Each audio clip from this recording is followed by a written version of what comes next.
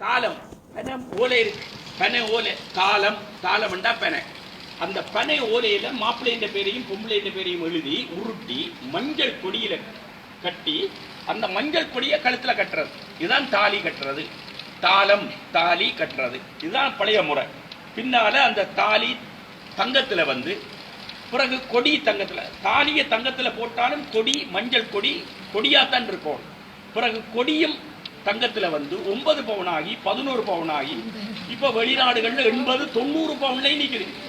அப்ப அதுக்கு என்னண்டா மாங்கல்யம் தந்து நானேன மவ ஜீவன மவ என்றா என்னுடைய ஜீவன் என்றா என்ற உயிர், என்ற உயிரையே நான் உன்னட்ட ஒப்படைக்கிறேன் ராசாத்தி, என்ன கண்கலங்காம பார்த்துக்கொண்டு இவன் தாலியை கட்டிட்டு கெஞ்சுறான்.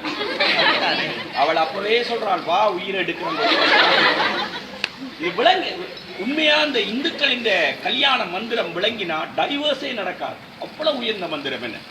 அந்த தாலி கட்டுற நேரத்துல இந்த கெட்டி மேளம் முழங்குறது மாப்பிள்ளைக்குத்தான் சொல்ற, மாப்பிள்ளைக்குத்தான் எல்லாரும் நீதி சொல்ற. பாருங்க மாப்பிள்ளை நீ இப்படி இதன்றையே நுழம்பு விலைன்னு சொல்ற, தாலி கட்டிக்கல வந்தானே சொல்றான். இந்த கெட்டி மேளம் முழங்குறது இருக்கு. கெட்டி மேளம், அந்த கெட்டி மேளம் முழங்குறதுக்கு கன காரணம் சொல்லிடணும். அந்த கெட்டி மேளம் என்றா வேற எங்கேயாவது முழாந்தி கொண்டு இருக்குங்கள் கல்யாண வீட்டுக்கு வந்து இது நடக்கு என்று பார்த்தா தாலி கட்டுறது. அந்த அட்டென்ஷன் அவையின் இன்டென்ஷனை கூட்டுறது ஒன்று.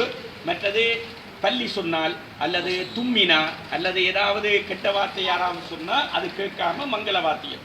ஆனா அதுக்கு இன்னொரு அர்த்தம் இருக்கு. கெட்டி மேளம் என்று சொன்ன உடனே அவர் அதுக்கு ஒரு அர்த்தம் இருக்கு பாருங்க.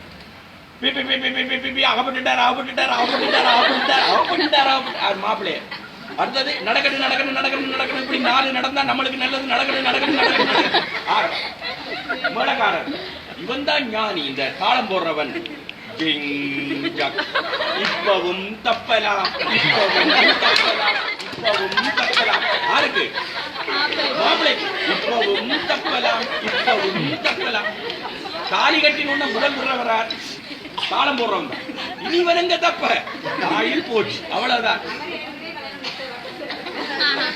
அப்படியே அந்த கெட்டி மேளத்துக்கு இவ்வளவு அர்த்தம் இருக்கு. கெட்டி மேளம் அதெல்லாம் ஒரு அர்த்தம் உள்ள சடங்குகள். ஆகையினால நீங்கள் எதை படிச்சாலும் எதை வாசிச்சாலும் அதை ஆழமான முறையில சரியான முறையில அதை அறிஞ்சீங்கன்னா நுணுக்கமான பார்வை வேண்டும். அதான் நுணுக்கமான ஆசிரியனுக்கு மற்றவர்கள் பார்க்கிற பார்வையை விட ஆசிரியர் கொஞ்சம் நுண்மான் நுழைபுலம் கூடியவனாக கொஞ்சம் நுணுக்கமாக ஆராயவன். மேல் பார்வை அதுக்கு உள்ளே என்ன இருக்கு, ஏதுவன் இதை சொல்றான் அல்லது இந்த பிள்ளை வந்து ஏன் இதை சொல்லுது, ஏதோ ஒரு பிரச்சனை அடியில இருக்கிறதால தான் சொல்லுது என்று நினைச்சு அதை கொஞ்சம் ஆழமா பார்க்கிற பார்வை ஆசிரியனுக்கு கட்டாயம் வேண்டும். வேற